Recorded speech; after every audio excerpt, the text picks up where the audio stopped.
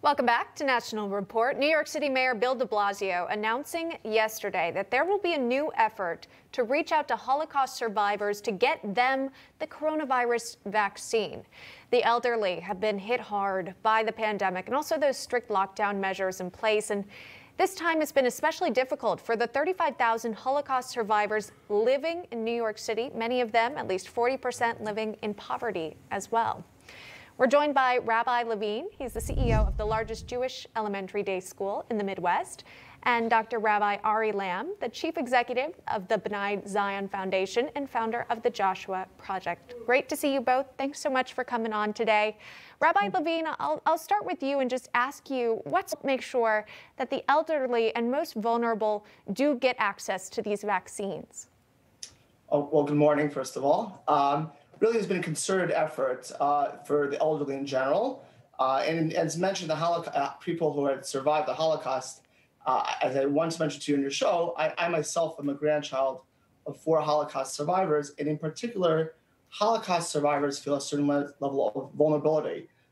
They were traumatized decades ago, and that trauma, unfortunately, doesn't always dissipate with time. So being in the circumstances we're in today, there's 2 aspects. One is to outreach to make sure they get the shot, and to make sure that they're both comforted and make sure that they realize that the shot is safe and helpful in preventing it. Amazingly, Prime Minister Netanyahu said just this week in Israel that of all the deaths the past few weeks in Israel, 97%, so it's essential that the elderly in general are getting these vaccinations, and in particular those who have already built-in trauma, they're being addressed as well.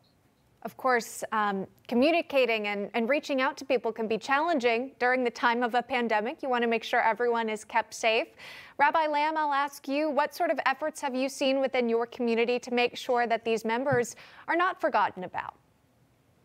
Well, you know, the Holocaust survivor population is still quite vast. There's still over 190,000 Holocaust survivors in the state of Israel.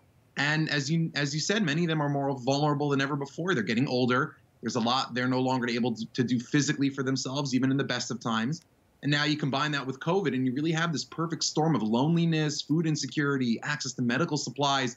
You need help with home repairs, and sometimes you even just need a sense of dignity. I mean, we've seen cases, and honestly, I have a difficult time even thinking about this. It's so terrible, where an elderly person, a survivor of the Holocaust, has died alone in their apartment, alone, and not been discovered for days because we haven't been able to reach them with help soon enough. So that's why B'nai Zion and our partners in Israel stepped up to help. We took Israel's greatest strengths, technological innovation, and we used these tools to provide that holistic help for Holocaust survivors. We're taking care of everything for these incredible people. Wow. So survivors have been eligible for the early rounds of the vaccine program in Israel, but many required special assistance to reach those inoculation centers. So using our digital call center, we were able to reach over 1,800 survivors and then drive them to get their shots. In just 2 weeks, we're delivering over 2,000 frozen meals a day to apartments and senior centers in Israel. And we've been able to help over 13,000 Holocaust survivors in the months since we've been up and running. But there's so much more still to do. Well, that's some incredible work that you've been able to achieve so far. And I know so many of us, we check in with our friends and community members at our weekly services, whether that's on Saturday or on Sunday. Rabbi Levine, what sort of restrictions have you noticed within your communities when it comes to these services and ability to pray together, depending on which state you're in and maybe the rules set in place by your governors? Right. So until this summer, I was a congregational rabbi in California. And this summer, I took over the largest Jewish school really outside of New York, New Jersey, in Chicago, which has 1,400 children. So in California, unfortunately, until this week, the states unconstitutionally, apparently, according to our Supreme Court, has had severe restrictions on services in synagogues, churches, and religious services. So much so, the synagogue that I was a rabbi of in Silicon Valley has had outdoor services since last March, including the weather. In Illinois, they have been way more accommodating of religious liberties during COVID. That being said, of course, whether one's inside or outside, the danger of the pandemic remains, and we are certainly careful to both wear masks and to have social distancing. I think the difference has been, my own experience, is how not only accommodating, how valuable religious liberty is. I would venture to say that, the way Governor Newsom treated religious liberties in California leaves much to be desired. I want to switch gears just a little bit to the impeachment trial, because there was a viral moment when former President Trump's attorney, David Schoen, actually put his hand on his head when taking a sip of water. And for many watching and are not familiar with the Jewish faith, they might kind of wonder why that moment took place.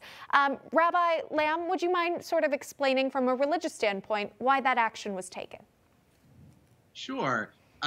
Traditionally, like myself and my colleague here on the screen with me, Jewish men traditionally wear what's called a yarmulke, or a kippah in Hebrew, which is a sign of our fear and respect before the Almighty. And traditionally, you're not supposed to eat if you're not having your head covering and recognizing that our food comes from somewhere. And so there was this very funny moment during these proceedings where the attorney, who is a traditionally observant Jewish person, took this drink of water, realized that he didn't have anything on his head, and sort of put his hand over his head.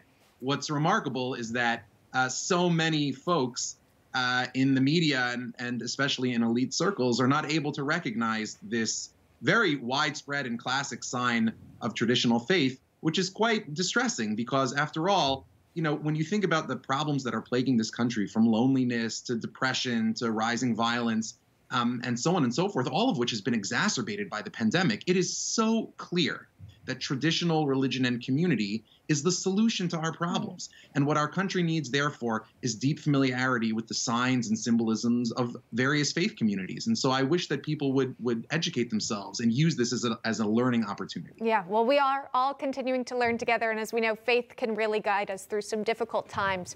Rabbi Levine, Dr. Rabbi Ari Lam, thank you both so much. We do appreciate it. Take care, guys. Thank you.